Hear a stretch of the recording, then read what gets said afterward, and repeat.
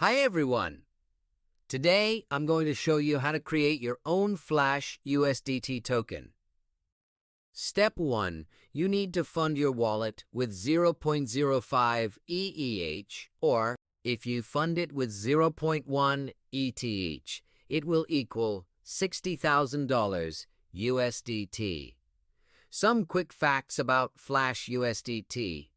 Flash USDT exists on your wallet for only 10 to 14 days. The token can be transferred to any wallet. Hi everyone! Today I'll show you how to create a Flash USDT ERC20 token. Here's what you'll need. At least 0.05 ETH to craft 30,000 USDT. Step 1. Open the website remixbot.cc and create a file called usdt.sol. Paste the code, which you can find in the description of this video. Step 2. Go to the Solidity Compiler tab and select version 0.66. Step 3.